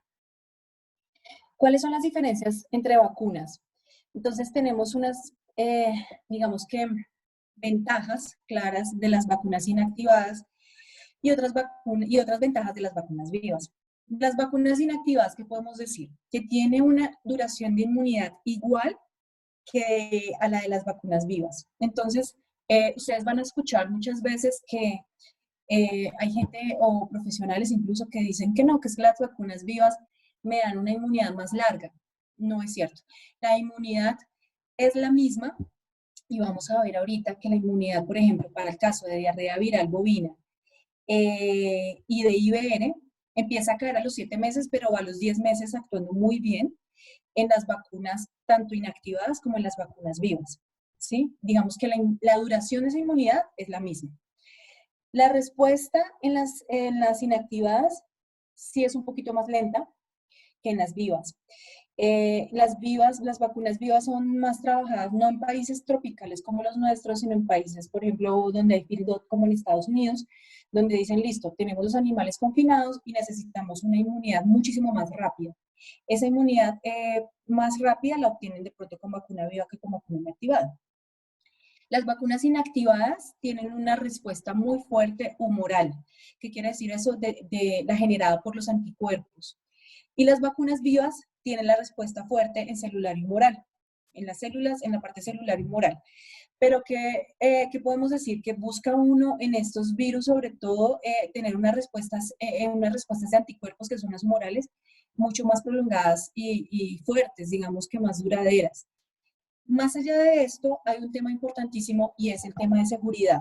Las vacunas inactivadas o muertas, el primer punto, el más importante, la ventaja principal es el tema de seguridad, que puedo usarla en vacas preñadas, en novillas preñadas, en animales hervidos, en animales próximos, en animales lactantes. No va a ocasionar ni problemas de aborto, ni problemas de fiebres, ni problemas de reacciones adversas. Muchas veces el tema de las vacunas vivas es que pueden haber síntomas importantes después de hacer vacunación. Entonces, obviamente uno busca aplicar una vacuna para solucionar un problema y no para generar otros. Hay muchos reportes que muestran que las vacunas vivas han contribuido en la creación de animales PI, de bebé, porque el virus está definitivamente vivo. claro, hay una modificación, ese virus está atenuado, digamos que tiene la capacidad infectiva disminuida, pero siempre hay una mínima posibilidad, que es mínima, de que pueda revertir a virulencia, cosa que no pasa nunca con las vacunas muertas. Entonces, esto digamos que es el tema más importante de las ventajas y con el pasar del tiempo se va exigiendo que los países para protocolos internacionales de exportación usen vacunas inactivadas que son más seguras, sobre todo, por ejemplo, cuando se transportan animales vivos de un país a otro y se aplican vacunas vivas en donde ese animal tiene un alto estrés, eh, en ese momento se pueden, digamos que, empezar a manifestar síntomas relacionados con posvacunación. Entonces, este es un tema importantísimo para que lo recordemos, el tema de seguridad. Yo les presento aquí rápidamente la vacuna, para, una opción que es Bovisan Total de Virbac, para que la tengan en cuenta en el momento de las recomendaciones prácticas que ustedes hacen. Ya vamos a ver cómo se usan, sea esta u otras vacunas, para tenerlas, digamos que dentro de los planes de vacunación y las recomendaciones que podemos hacer en finca. Bovisan Total es una vacuna de Virbac de tipo reproductivo, está enfocada en las enfermedades infecciosas que vimos durante la charla, que estábamos viendo durante la charla, que consisten precisamente en proteger para IBR de tipo 1 y tipo 5, para diarrea viral bovina de genotipo 1 y 2, o sea que tenemos una protección completa. Tiene 8 serobares de leptospira, es muy completa, ustedes van a compararlo con algunas vacunas del mercado y esas vacunas del mercado muchas veces solamente tienen 5 serobares de leptospira. Y como hablábamos en algún momento de la charla, es importante que las vacunas vengan con la mayor protección porque no hay una protección cruzada. Más allá de tener 8 serobares, lo importante es que tenga los dos más importantes de ganadería, que son Jardio bovis y Jardio pragidno. Esto es importantísimo que lo revisen cuando seleccionen su vacuna. Y los 3 serobares o serotipos de Campylobacter fetus. Este Campylobacter es el que ocasiona problemas reproductivos que mencionábamos sobre todo cuando hay toro. ¿Qué podemos decir de más de esta vacuna? Pues que es una vacuna inactivada o muerta, con la ventaja que les mencionaba ahorita de seguridad. Es una vacuna que tiene un inmunoestimulante, que es el selenio, dentro del adyuvante. Entonces, digamos que nos va a aumentar ese selenio la capacidad de que se presente una mejor respuesta inmune, un mayor título de esos anticuerpos después de la vacuna. También tenemos pues que se aplican 5 centímetros vía subcutánea o intramuscular y que la presentación es 20 o 50 dosis. Entonces es una protección completa de 15 antígenos. Esa es la vacuna, digamos, completa que tenemos en el mercado para proteger estas enfermedades reproductivas. Hay una de las que se acompaña, que como es importante saber, que comprendamos esta vacuna de leptospira, la parte de la fracción de leptospira que viene en las vacunas solo protege por 6 meses. No protege más allá de 6 meses. Entonces, ahorita como vamos a ver en los planes de vacunación, de los que vamos a hablar, las recomendaciones prácticas en campo, esta vacuna va a acompañar la vacuna Bovisan Total y se debe aplicar a los 6 meses porque ninguna vacuna, como les mencionaba, protege más allá de 6 meses en el mercado para esta parte de leptospira. Entonces, esta vacuna contiene los mismos serobares de leptospira que la otra y es importante alternarlas en los planes de vacunación. Ya los vamos a ver. Entonces, en términos generales, la vacunación para IBR y diarrea viral bovina, en general, ¿cuáles son los objetivos de vacunar? Controlar las pérdidas reproductivas. ¿Y cómo lo hace? Precisamente previniendo la enfermedad aguda en el animal, previniendo las pérdidas reproductivas en el animal también vacunado, pero previniendo que se creen animales, por ejemplo, PI, para el caso de diarrea viral bovina. Entonces, luego de metaanálisis, que consiste en el estudio de muchísimos análisis, artículos, estudios que muestran que están enfocados en un mismo tema y se toma toda esa información, que es hacer análisis de un metaanálisis precisamente, se ha precisamente confirmado que ese tipo de vacunas disminuyen cerca del 50% de los abortos de las fincas y casi 85% de disminución en infección fetal en los animales vacunados. Entonces, he ahí la importancia de llevar planes de vacunación para disminuir las pérdidas, y esto es no un tema comercial, es un tema bastante científico y bastante técnico. Ah, cuando entra uno a revisar la protección fetal que tienen las vacunas, esto hace parte de ese metaanálisis, pero para que no se me enreden mucho, lo que quiere decir esto es que cuando evalúan las vacunas para decir, bueno, las vacunas inactivadas o las vacunas vivas, ¿qué tanto protegen? Si me protegen, si me previenen o no la infección fetal. Todos estos estudios muestran que en vacunas inactivadas o en vacunas vivas no hay diferencia en el tema de protección. Entonces hay 18, 56, 15, 29 estudios. Como ven acá, digamos que hay muchos estudios en diferentes años que muestran que la protección fetal puede ser de 100% tanto en vacunas inactivadas como en vacunas vivas. Entonces, aquí es importante ese tema, la protección fetal, no se dejen confundir tampoco cuando escuchen eso afuera, que es que una protege más que otra, no. La protección fetal es igual en vacunas vivas o en vacunas muertas. Y esto en el caso para diarrea viral. Y esto en el caso de herpes virus, igual. Tenemos estudios también en vacunas inactivadas o vacunas vivas que muestran precisamente una protección fetal altísima, que es lo que buscamos cuando hacemos planes de vacunación. Tenemos ya como recomendaciones prácticas en el tema de poner esto a funcionar en campo, es cómo usarlos. Nosotros siempre recomendamos que estén conversados y discutidos con los médicos veterinarios de la finca, el asesor de la finca, porque definitivamente conoce más el comportamiento de esas enfermedades y cómo se están, digamos, cómo están afectando y cómo podemos prevenirlas de la mejor manera. Entonces aquí tenemos unos planes de vacunación que pueden ser de tipo estratégico o de tipo, o haciendo vacunación en masa. Estratégico quiere decir tomar grupos de población antes del servicio. Entonces puedo hacer programas de vacunación en vacas y en novillas antes de inseminarlas, antes de servirlas, antes de pasar el toro. Si es la primera vez que se usa la vacuna, siempre se recomienda vacuna y revacuna entre los 21 a 30 días. Si ya vienen recibiendo vacuna de cualquier tipo, puedo hacer una vacunación solamente antes del servicio, idealmente 30 días antes del servicio. No olvidemos ir cogiendo el grupito de terneras, porque precisamente este grupo es el grupo en el que estamos previniendo que llegue la leptospira, que llegue el herpes virus. Estamos evitando infecciones nuevas, ¿cierto? Entonces no olvidemos este grupo. Este es el grupo, el plan de vacunación estratégica. Tenemos los planes de vacunación en masa. Este plan de vacunación en masa es el más comúnmente usado en nuestro país, pues en Colombia, y sé que en Ecuador, por lo que he podido hablar también con los técnicos de la zona, también lo están usando ya en forma intensiva. Es coger la población en masa y hacer programas de vacunación en todos los animales mayores de 3 meses de edad en adelante. Se recomienda una vacuna reproductiva completa, por ejemplo, en este caso Bovizan Total, y se recomienda a los 21 o 30 días el refuerzo. ¿Sí? Necesitamos un refuerzo arrancando los programas de vacunación.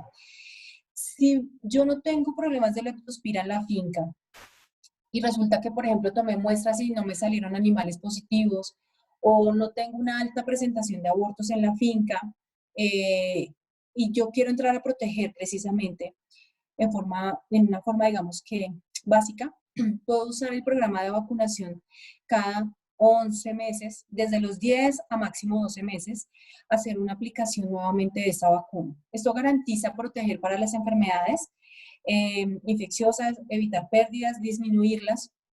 Pero si yo tengo problemas de leptospira en la finca, y como les comentaba que las vacunas no protegen más allá de 6 meses, entonces es importante tomar la vacuna que refuerza solamente el leptospira, por ejemplo, Bovizan Lepto 8, que tenga solamente composición de leptospira, y ponerla en la mitad del ciclo. Entonces, esta vacuna la puedo recomendar a los 5 o a los 6 meses. ¿De qué depende?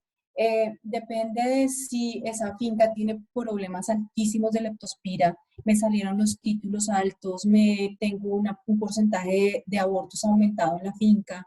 Entonces, en este caso, podemos recomendar ese refuerzo en la mitad y volver a repetir a los 5 o 6 meses esta vacuna completa. Ese es un programa, digamos, de vacunación básico que se maneja en muchas ganaderías. Cada 6 meses una vacuna, más o menos. La completa y el refuerzo de leptospira. Ese es otro tipo de programa estratégico de vacunación y consiste en hacer un refuerzo con leptospira y con antibiótico. Esto es cuando tengo problemas importantísimos de leptospira en la finca, que pasa a veces, que nos pasa en muchas ganaderías, sobre todo de lechería. Entonces se puede recomendar, si yo venía con un plan estratégico, como se los mencioné atrás, de hacer una vacunación con una vacuna completa antes del servicio, pues puedo colocar un refuerzo a los 4 o 6 meses de preñez solamente de leptospira, si mis problemas son por leptospira en la finca.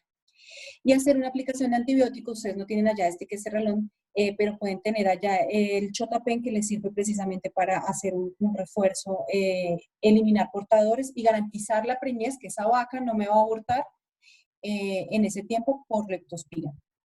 Sobre todo se usan animales en programas donde hay alta genética, ¿no? Donde hay donadoras, receptores de embrión, donde definitivamente pues eh, quiero hacer un poco de presión y evitar esas pérdidas gestacionales. Entonces, en este caso, recomendamos la vacunación estratégica, como les mencionaba ahorita, por ejemplo, 60-50 días preservicio. Si nunca había vacunado, pues hago este refuerzo y si no, pues empiezo desde acá con una vacunación preservicio. Se hace la transferencia del embrión, se hace diagnóstico de gestación más o menos a los 30 días. Y aquí puedo también usar el Ceftiofur, que es también un antibiótico que se puede recomendar en el manejo de leptospirosis. En este caso, puedo llevar la vacuna más adelante, la separo del antibiótico, pero llevo la vacuna más adelante haciendo un refuerzo de leptospira y evitando que me vaya a ocasionar pérdidas gestacionales en unas gestaciones tan costosas como estas. Entonces, ya para entrando a cerrar un poco, nosotros tenemos que tener en cuenta el tema de bioseguridad, siempre, siempre, siempre en la finca. Digamos que es importante no tener animales preñados, idealmente con animales muy jóvenes. Digamos que eso sería una clave importante. Deberíamos tener animales introducidos de una manera, hablando de bioseguridad, de una manera muy responsable, haciendo cuarentena, y la cuarentena, pues ustedes saben, estrictamente deberían ser 40 días, pero en la vida real depende del tiempo de incubación, por ejemplo, de los virus, de decir, no, este dura 15 días o este dura 3 semanas, para que veamos síntomas. Entonces, los programas de vacunación y de cuarentena siempre son importantes. Idealmente vacunar cuando ingresan animales nuevos a una finca, vacunarlo para lo que con las vacunas que yo uso dentro de mi predio. Si son animales que quiero comprar, pues muestrémoslos, miremos con qué viene. Si viene con leptospira en el riñón, van a salir títulos altísimos y probablemente necesito hacer un tratamiento antibiótico, pero muchas veces en las fincas pasa que solamente muestreamos para brucela y se nos olvida que vienen todos estos otros agentes aquí ocasionando problemas. Estas son algunas medidas de bioseguridad. Otros pueden ser tener en cuenta siempre lo que hablábamos al principio, enfermedades, otro tipo de enfermedades como cojeras, metritis, endometritis, mastitis, que pueden llevar por endotoxinas a ocasionar pérdidas gestacionales tempranas. El tema de bienestar animal, los programas de prevención, los programas de vacunación, son programas que están, digamos que, acompañados del lema de bienestar animal, porque evitamos enfermedades en los animales, evitamos problemas de pérdidas también en ellos, pero aparte estamos evitando estar colocando antibióticos, estarlos chuzando, llevarlos, digamos que a esas condiciones tan estresantes. Entonces, los programas de prevención siempre están indicados. Tener en cuenta el tema de nutrición, yo les mencionaba al principio el tema de nitrógeno ureico. o los temas de fertilización intensiva. Muchas veces no se respetan en finca los tiempos de retiro de los productos, se me fue el nombre, bueno, no de retiro, pero sí, digamos, de respeto para no pasar los animales después de programas de fertilización en las fincas. El tema de minerales, las deficiencias de selenio, por ejemplo, pueden llevar a problemas reproductivos. Los excesos de algunos elementos como yodo, cobre, pueden llevar a problemas reproductivos. Siempre considerarlos. Tener en cuenta el tema de los registros para analizarlos, los chequeos serológicos que hablábamos, revisar si es un problema individual o un problema poblacional, y pues siempre elaborar planes sanitarios preventivos. Esa es, digamos, que la invitación también con esta charla, que nos enfoquemos mucho en la prevención. Como conclusiones tenemos que debemos entrar a mirar la epidemiología de las enfermedades. Entonces, no solamente el laboratorio, como les comentaba ahorita, una muestra de sangre, sino hacer muchísimas preguntas. ¿Es un hato abierto, es un hato cerrado? ¿Tienen todo lo que comen los animales? ¿Qué porcentaje de abortos se está teniendo? ¿Hace cuánto se concentró con las lluvias o no se concentró con las lluvias? ¿Qué tipo de cambios hubo en la finca que llevó a que se presentaran más un aumento de los problemas? ¿Descartan o no descartan animales dentro de la finca? A veces uno entra a ver y muchos animales son repetidores de aborto y me están ocasionando aborto una vez al año o 2 abortos al año. También revisar el tema de control de roedores, el control de perros, si tengo porcícolas cerca, todo ese tipo de factores de riesgo. Eso es la epidemiología básicamente.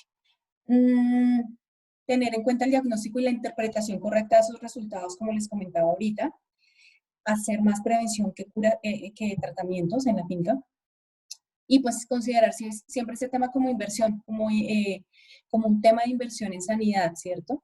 Para disminuir el impacto que tienen esas enfermedades en la reproducción, en lo social, en la salud pública, en todo lo que podemos estar teniendo como efectos en la finca.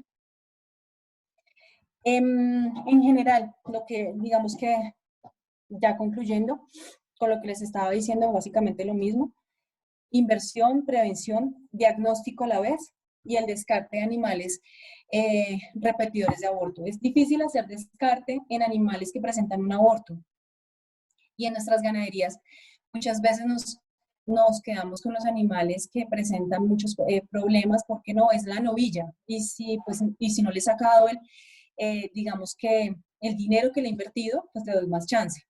Pero resulta que esa novilla a veces queda con 2 o 3 abortos en la finca, y lo permitimos, y eso tiene un precio sanitario muy alto. Entonces siempre es importante entrar a revisar esto. Esto es básicamente lo que les tenía para presentar. Creo que estoy dentro del tiempo, entonces podemos responder las preguntas que gusten, con muchísimo gusto. Muchísimas gracias, doctora Díaz, por su excelente presentación. Y pues vamos a continuar con la lectura de las preguntas. Sí, señor. A ver, ¿yo las puedo ver o espérame que no las puedo ver aún? Podríamos ir en conjunto. Bueno, si los participantes o asistentes tienen preguntas, pues por favor en el chat lo podemos ir realizando. Como inicio, pues nos dice Sandra Mullo: buenos días, doctora, excelente presentación. Muchísimas gracias.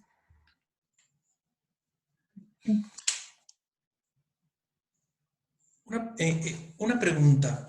¿Las aves silvestres, doctora, podrían ser diseminadoras de enfermedades de carácter reproductivo? Bueno, es una buena pregunta. Mira, la bacteria que podemos asociar tal vez a aves se llama clamidia. Para esa bacteria se han hecho muchos estudios, y digamos que hay una asociación en algunos estudios con pérdidas estacionales. No se ha profundizado mucho a nivel mundial en la clamidia, digamos que en su prevalencia y en su impacto directo, pero debemos considerarlo, sobre todo cuando aumenta el número de visitantes en nuestros predios.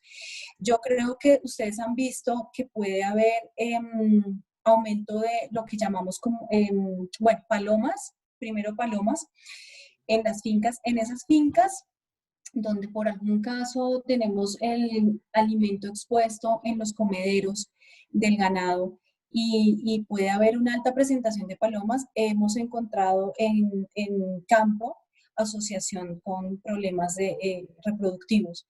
Entonces, te podría decir que no se ha profundizado mucho en este tema, en el diagnóstico, pero que podemos considerarla, siempre se puede considerar, y que esto va acompañado de qué tipo de exámenes me corre el laboratorio de la zona de donde yo trabajo.